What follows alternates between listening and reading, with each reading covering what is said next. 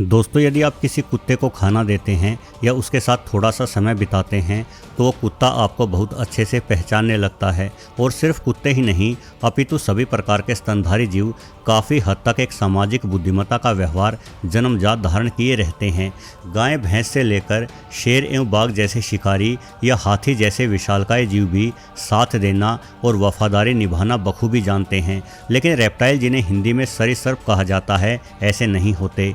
वस्तुतः बड़े ही अजीब जीव हैं। वैज्ञानिक बताते हैं कि रेप्टाइल जितनी समझदारी लेकर पैदा होते हैं, उम्र भर उनकी समझदारी का स्तर उतना ही बना रहता है। यानी ये जीव कुछ भी नया नहीं सीख सकते और जो क्रियाएं आवश्यक होती है वो ये बिना सिखाए ही सीखे हुए रहते हैं। इसे एक उदाहरण से समझें। यदि एक छोटे से शेर के बच्चे से आप ये उम्मीद करें कि वो पैदा होते ही कुछ ही दिनों के भीतर शिकार करना शुरू कर देगा तो वो शावक बिल्कुल भी आपकी उम्मीदों पर खरा नहीं उतर पाएगा। नवजात शेर किसी चूहे का भी शिकार नहीं कर पाता, लेकिन जैसे जैसे वो शेर बड़ा होता है तो वो अपने माता पिता, परिवार और आसपास के माहौल से सीखता भी रहता है एवं बड़ा होने के बाद वही शेर एक भैंसे को धराशायी कर सकता है। किंतु एक रेप्टाइल वर्ग के जीव सांप का नवजात बच्चा पैदा होते ही तुरंत कीड़े मकोड़ों का शिकार करना शुरू कर देता है। नन्हा सांप एक भी दिन अपने माता पिता या परिवार पर आश्रित नहीं रहता, बल्कि खुद से ही वो अपना पेट भरता है और यही कार्य वो उम्र भर करता रहता है। वो कुछ भी नया नहीं सीख पाता। आप किसी शेर के नन्हे शावक से दोस्ती कर सकते हैं और वो शावक बड़ा होने के बाद भी आपका दोस्त रह सकता है, लेकिन सांप नहीं। चाहे आप जीवन भर किसी सांप को भोजन पानी दें, फिर भी वो आपको हमेशा ही खुद के शिकार या खतरे के रूप में देखेगा। आप भी इस तथ्य से निश्चित ही सहमत होंगे कि सांप से दोस्ती नहीं की जा सकती, ना ही किसी छिपकली से। हम सबके घरों में छिपकलियां पाई जाती हैं, वो रोजाना हमें देखती भी हैं, लेकिन क्या वो हमें पहचानती है? नहीं। ये जान पहचान बनाने वाला दिमाग रेप्टाइल्स में होता ही नहीं। परंतु बड़ी ही हैरानी की बात है कि इस साधारण से तथ्य को समझने में कई बार बड़े जानकार व्यक्ति भी गलती कर जाते हैं। आज की वीडियो एक ऐसी ही महिला के बारे में है। एक महिला जो जीवों की माहिर जानकार थी, जो एक एलिगेटर, जिन्हें मगरमच्छों का करीबी रिश्तेदार कहा जाता है और जो कि रेप्टाइल प्रजाति के सबसे विशालकाय जीवों में सम्मिलित किए जाते हैं, को पालती है और ये समझने लगती है कि ये एलिगेटर दूसरों से अलग है। ये एलिगेटर अब उसका परम मित्र बन गया है। लेकिन एक रोज वही हुआ जिसका डर था। एलिगेटर के भीतर का शैतान जाग गया और उसने बचपन से खुद की देखभाल करती आ रही उस महिला पर घातक हमला कर दिया। उसके बाद क्या हुआ, ये जानने के लिए इस रोमांचक और खौफ से भरी कहानी से आखिरी तक जुड़े रहिएगा। कहानी थोड़ी विचलित कर देने वाली अवश्य हो सकती है, किंतु इस कहानी में एक गहरी सीख भी है। वो ये कि रेप्टाइल कभी किसी के दोस्त नहीं हो सकते। दोस्तों, अमेरिका के फ्लोरिडा में 28 वर्षीय एक महिला जिसका नाम जूलिया बैंक्स था, ने पृथ्वी के सबसे प्राचीनतम जीवों में से एक जीव एलिगेटर को पाल पोसकर बड़ा किया। एलिगेटर काफ़ी हद तक मगरमच्छों के ही समान दिखाई पड़ते हैं। इन दोनों में कुछ मामूली अंतर ही होते हैं, जैसे कि एलिगेटर का थूथन यू आकार का होता है, वहीं मगरमच्छ का थूथन वी आकार का। जब एलिगेटर अपना मुंह बंद करता है तो उसके निचले जबड़े के दांत दिखाई नहीं देते, क्योंकि वो दांत ऊपरी जबड़े के खांचों में छिप जाते हैं। किंतु वहीं जब मगरमच्छ अपना मुंह बंद करता है तो उसके निचले एवं ऊपर वाले दोनों ही जबड़ों के दांत स्पष्ट दिखाई दे जाते हैं।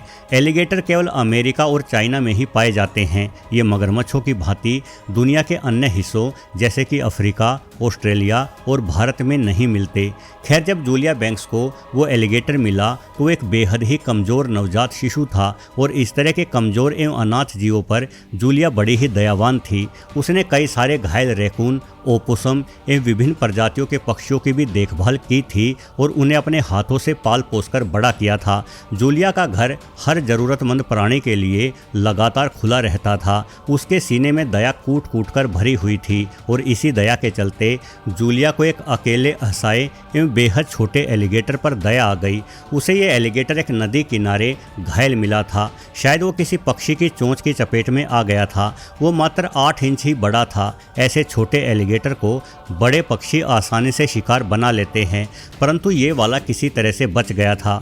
घायल नन्हे एलिगेटर को जूलिया ने अपने हाथों में उठाया, उसे पलट कर देखा। इस नन्हे नाजुक बच्चे के पेट पर मुलायम धारियां थी और उसकी आंखें नाजुक और कमज़ोर थी, जिससे पता चल रहा था कि वो कई सप्ताह से भूखा था।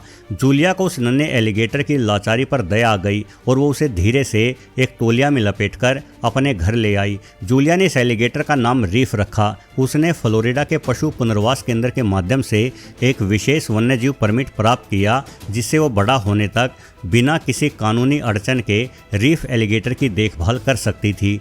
जूलिया ने पिछले एक दशक के दौरान कई दर्जन जीवों को नया जीवन दिया था, इसलिए उसे एलिगेटर की देखभाल का परमिट आसानी से मिल गया।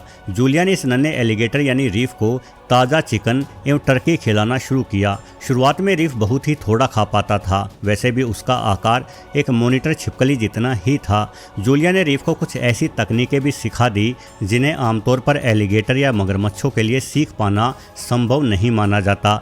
मसलन जब भी जूलिया दीवार से चम्मच टकराती, रीफ समझ जाता कि उसे खाने के लिए कुछ मिलने वाला है और वो तेज़ी से जूलिया की ओर चला आता। जैसा कि मैंने पहले ही बताया कि रेप्टाइल्स प्राणियों में सीखने की क्षमता लगभग होती ही नहीं, लेकिन रीफ सीख रहा था और यही वजह थी कि जूलिया को लगा कि रीफ अन्य एलिगेटरों से भिन्न है। वो कुछ खास है जो जूलिया का दोस्त बन सकता है।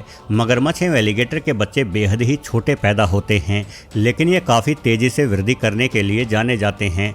अगले करीब 2 वर्षों में ही रीफ 3 फीट लंबा हो गया और जूलिया उसे अभी भी अपने हाथों से ही खाना खिलाती थी। जब भी वो रीफ को भोजन देती, हर बार उसके साथ बातचीत करती और हर बार जूलिया को रीफ अन्य एलिगेटरों से अलग और विशेष लगता। जूलिया का ये पक्का विश्वास हो चला था कि रीफ उसे बेहद अच्छे से पहचानता है और उसे अपनी माँ ही मानता है। हालांकि जैसे जैसे रीफ बड़ा हो रहा था, वैसे वैसे उसके साथ रहने में जोखिम भी बढ़ रहा था, लेकिन ममता में अंधी जूलिया ये सब नहीं देख पा रही थी। रीफ की 3 फीट लंबाई धारण करने के बाद जूलिया ने उसके लिए नया पुल बनवाया और वो खुद भी घंटों तक उस पुल में रीफ के साथ तैरती ही रहती थी। जूलिया को विश्वास था कि इस साझा गतिविधि से उन दोनों के मध्य में विश्वास बढ़ रहा है तथा रिश्ता गहरा हो रहा है। परंतु अब कई वन्यजीव अधिकारी, जिनकी जूलिया के साथ अच्छी पहचान भी थी, जूलिया को सावधान करने लगे थे। वो बोलते कि अब रीफ खुद से स्वस्थ और बड़ा है, इसलिए उसे वापस जंगल में मौजूद नदी में छोड़ आओ। परंतु जूलिया सबकी बातों को अनसुनी कर देती। वन्यजीव अधिकारियों ने गंभीर चेतावनी भी जारी की। उन्होंने स्पष्टता के साथ बताया कि एलिगेटरों को चाहे कितना भी मानवीय संपर्क क्यों न मिले, वो कभी भी अपनी मूल प्रवृत्ति को नहीं छोड़ते। किंतु जूलिया को समझा पाना नामुमकिन था। वो तो रीफ को अपनी गोद में बैठाकर उसे धूप में तपाती थी। जूलिया बिना किसी डर के रीफ को छू सकती थी, उसके बगल में शांति से तैर सकती थी, यहाँ तक कि उसके शक्तिशाली जबड़े को भी सहला सकती थी। और रीफ किसी आज्ञाकारी कुत्ते की ही भांति जूलिया के स्पर्श पर अपनी आंखें बंद कर लेता था। वक्त आगे बढ़ता गया और रीफ 5 वर्ष का एक युवा एलिगेटर बन गया। इन 5 वर्षों में वो कभी भी जूलिया पर आक्रामक नहीं हुआ। वो शांत और स्नेही था। उसकी लंबाई करीब 8 फीट की हो चली थी। रीफ की मात्र पूंछ ही इतनी बड़ी एवं भारी थी कि वो अपनी पूंछ के एक ही वार से किसी इंसान की हड्डी तोड़ डाले। पर जूलिया अभी भी उसके साथ पूल में तैरती, उसे कई सारे पूरे के पूरे मुर्गे खिला देती। वस्तुतः जूलिया विशाल हो चुके रीफ को आज भी अपना बच्चा ही मानती थी। किंतु 8 फीट लंबे रीफ में अब हार्मोनल बदलाव होने लगे थे। अब उसका शरीर घनी मांसपेशियों से भर चुका था। रीफ का थूथन भी चौड़ा और शक्तिशाली हो चला था। उसकी आंखें जो कभी छोटी थी एवं जिनमें से मासूमियत टपकती थी, अब कठोर तथा सतर्क हो गई थी। दूसरी ओर वन्यजीव अधिकारी भी अब गंभीर रूप से चिंतित थे। साथ ही जूलिया के पड़ोसी और करीबी दोस्तों ने भी अपनी बेचैनी व्यक्त करना शुरू कर दिया था। वन्य अधिकारियों के बार बार समझाने पर भी जूलिया अपने एलिगेटर को छोड़ने के लिए तैयार नहीं थी। इसलिए वन्य अधिकारी भी अब इस मामले में कानूनी उपाय देखने लगे। किंतु जूलिया फिर भी अडिग रही। वो कहती कि भले ही उसे रोजाना कोर्ट के चक्कर लगाने पड़े, किंतु वो अपने बच्चे को खुले जंगल में अकेला नहीं छोड़ सकती। जूलिया का यह अडिग रवैया सबकी समझ से बाहर था। वो नहीं जानती थी कि उसने किस शैतान को अपनी संतान के रूप में स्वीकार किया है। भले ही देरी हो जाए, लेकिन एक रोज़ शैतान अपनी शैतानी दिखा ही देता है। उस दिन 18 अगस्त वर्ष 2023 की धूप भरी दोपहर थी। जूलिया को आज अपने प्यारे एलिगेटर रीफ का पुल साफ करना था। पुल में काफ़ी घास एवं शैवाल भी इकट्ठी हो गई थी, इसलिए जूलिया पुल के भीतर उतरी और कुछ विशेष यंत्रों की मदद से घास एवं शैवाल को हटाने लगी। दोस्तों, जब जूलिया पुल को साफ कर रही थी तो उस दौरान रीफ कुछ ही दूरी पर अपना विशाल शरीर लिए पूल के पानी में मौजूद था और जूलिया कुछ प्यार भरी बातें रीफ से करती हुई अपने कार्य में लगी थी। वैसे तो जूलिया हर 10 से 15 दिनों में पूल को अच्छे से साफ किया करती थी और इस दौरान रीफ हमेशा ही शांति से उस पूल में तैरता रहता था, लेकिन आज रीफ की मांसपेशियां पानी के भीतर तनी हुई थी। वो हल्के हल्के अपनी पूंछ को पानी पर पटक रहा था, मनो रीफ गुस्से से भरा हुआ है। वो अपनी आधी आंखें बंद किए हुए जूलिया की ओर आने लगा। रीफ की निगाहें लगातार जूलिया पर टिकी हुई थी। वो जूलिया से कुछ दूरी पर रुककर बिल्कुल स्थिर हो गया। ये स्थिरता एलिगेटर हमले की एक शुरुआती चेतावनी मानी जाती है, किंतु जूलिया ने ऐसी चेतावनी को पूर्णतः नज़रअंदाज कर दिया और वो अपने काम में जुटी रही। जूलिया नहीं समझ पाई कि रीफ को भले ही बिना किसी प्रयास के आराम से भोजन मिल जाता हो, लेकिन रीफ एक शिकारी है और आज उसके भीतर उसकी प्राचीन आदम शिकार की प्रवृत्ति ही हिलोरे ले रही थी। जैसे ही जूलिया ने दूसरी ओर देखा, रीफ तेजी से झपटा। उसकी गति बिजली के ही समान थी एवं 1 सेकंड से भी कम समय में जूलिया की दाहिनी टांग रीफ के मजबूत जबड़ों में जकड़ी जा चुकी थी। इसके तुरंत बाद जूलिया की चीखों से पूरा इलाका गूंज उठा। चीख इतनी जोरदार थी कि आसपास के घरों की खिड़कियों को लांघती हुई सीधे पड़ोसियों के कानों में जा गूंजी।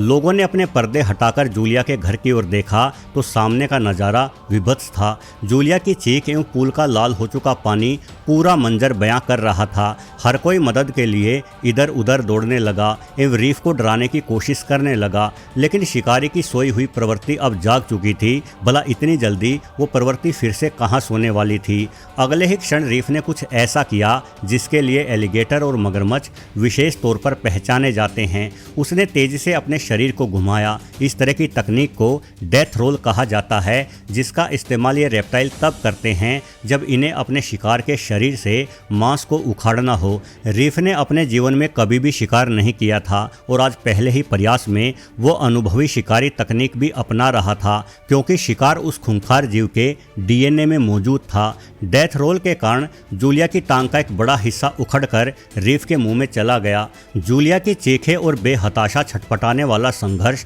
किसी काम का नहीं था। वैसे मांस का लोथड़ा अपने मुंह में लिए रीफ ने अब खुद ही जूलिया पर हमला करना छोड़ दिया था। हो सकता है कि पहली बार किसी की चीख सुनकर रीफ भी बेचैन हो गया हो। तब तक जूलिया के पड़ोसियों ने पुलिस और वन विभाग को सूचित कर दिया था, किंतु कोई भी पड़ोसी खुद डर के मारे जूलिया के पास नहीं जा पा रहा था। सीधी सी बात है कि जिस शिकारी ने अपनी पालने वाली मां को ही नहीं बख्शा, वो भला पड़ोसियों की क्या शर्म करता। जूलिया का खून तेजी से बह रहा था। उसे तुरंत मदद की आवश्यकता थी और अच्छी बात यह थी कि उसके घर से कुछ ही मिनटों की दूरी पर पुलिस स्टेशन एवं वन विभाग का कार्यालय था। मात्र 10 मिनटों के भीतर ही पुलिस मौके पर पहुंच गई, लेकिन पुलिस वाले भी नहीं समझ पा रहे थे कि आखिर जूलिया की मदद कैसे की जाए। पुलिस वालों ने रीफ को गोली मार डालने का फैसला लिया। हालांकि तब तक वन्य अधिकारी भी आ पहुंचे, जिनके पास ट्रैंक्विलाइजर गन थी। तुरंत कई बेहोशी के डार्ट रीफ पर दागे गए और विशेष जाल एवं छड़ी की मदद से गंभीर रूप से घायल जूलिया को अपनी ओर खींच लिया गया। अब तक जूलिया की चीखें धीमी हो चली थी। उस बेचारी की हरकत भी अब बड़ी ही सुस्त दिखाई दे रही थी। उसके फेफड़ों में पानी भर गया था। अत्यधिक रक्त बह जाने के कारण शरीर पीला दिखाई देने लगा था और जूलिया की सांसें भी उखड़ने लगी थी। बिना देरी किए जूलिया को अस्पताल ले जाया गया, जहां डॉक्टरों द्वारा जूलिया की जान बचाने के लिए जी तोड़ संघर्ष किया गया। परंतु अफसोस, अस्पताल में करीब आधे घंटे तक जिंदगी और मौत के मध्य में झूलती जूलिया की धड़कनें आखिरकार बंद हो गई और डॉक्टरों द्वारा उसे मृत घोषित कर दिया गया। इस त्रासदी ने जूलिया के जानने वाले हर व्यक्ति को झकझोर कर रख दिया। जूलिया की विदाई के बाद उसके पालतू एलिगेटर रीफ को पकड़ा गया और उसे एक चिड़ियाघर के सुरक्षित बाड़े में भेज दिया गया। आदमखोर जीवों के साथ वन्य अधिकारी अक्सर ऐसा ही करते हैं। दोस्तों, यहाँ से इस हृदय विदारक कहानी के अध्याय का अंत हो गया और ये अंत निश्चित रूप से दुखदायी रहा। वन्य जीवों के प्रति इतनी गहरी आस्था रखने वाले किसी इंसान का वन्य जीव द्वारा ही मारा जाना हर हाल में अत्यधिक चिंतित कर देने वाली घटना है। एक जीव जिसे जूलिया बैंक्स द्वारा एक छोटा शिशु मानकर असीम दयालुता एवं अटूट जुनून के साथ पाला गया था, उसी जीव ने युवा होने के बाद अपने पालनकर्ता को मार दिया। यदि जूलिया उस रोज असहाय मानकर रीफ एलिगेटर की मदद नहीं करती तो निश्चित ही वो उस रोज अपने प्राण गंवा देता, लेकिन आज प्राण जूलिया गंवा चुकी थी। एक भलाई के बदले आखिर जूलिया को अपनी जान क्यों देनी पड़ी? भले ही इस मामले में आपको रीफ पर गुस्सा आ रहा हो, किंतु देखा जाए तो उसका कोई कसूर नहीं था, बल्कि कसूर खुद जूलिया का ही था। एलिगेटर एवं मगरमच्छ उस तरह के जीव नहीं है कि उन्हें पालतू बनाया जा सके। वो कोई कुत्ते नहीं हैं जिनसे वफादारी की उम्मीद की जा सके।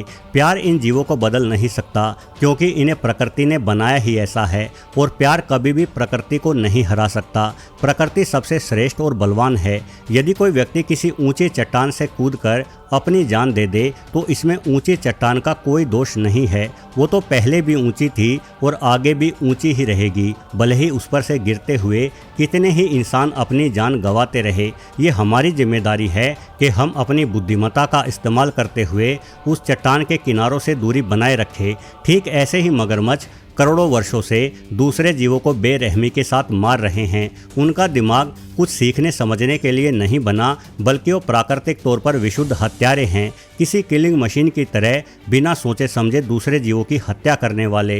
रीफ एलिगेटर ने वही किया जिसके लिए उसे प्रकृति ने निर्मित किया था, लेकिन जूलिया अपना रास्ता भटक गई थी। माँ प्रकृति ने इंसानों को सभी जीवों से अधिक बुद्धिमानी दी है, किंतु जूलिया ने अपनी बुद्धिमानी कहीं कोने में रख दी और अपनी ही मौत को बड़े प्रेम से पालना शुरू कर दिया, जिसका परिणाम अंततः वही हुआ जो होना था। वीडियो देखने के लिए आपका बहुत बहुत धन्यवाद।